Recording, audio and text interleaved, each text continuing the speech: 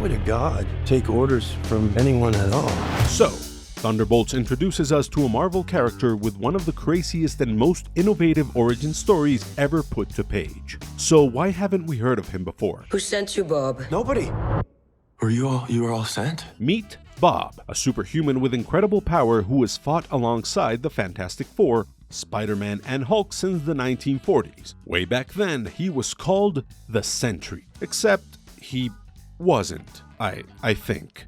You see, even though Sentry has canonically been around since the 40s, his actual origin story wasn't commissioned until the 2000s. Stay with me here. After a series of rejected pitches to DC and a few other companies, comic book writer Paul Jenkins found a home for this character in Marvel's bullpen. He crafted a story where this troubled, run-down addict called Robert Reynolds suddenly remembers he has powers, and not just any powers, but the power of 1 million exploding suns. He was the Sentry. Who will keep people safe?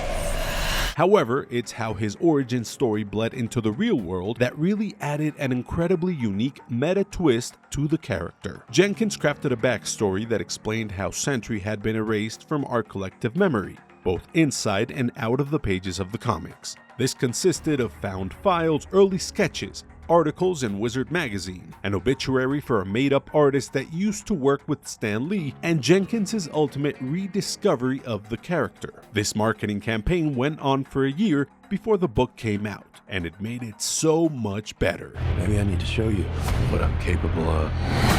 The reason why Sentry's memory has been wiped is tied to the villain in the Thunderbolts movie and Sentry's main villain since his creation, the Void. Just as Sentry is a million exploding suns, the Void is a terrifying black hole threatening to engulf the universe in darkness, a darkness that can only be stopped by Rob Reynolds. Why? Well, because they are one and the same. Nobody remembers the Sentry, but not because they just forgot. They were made to forget. Even Rob forgot who he was.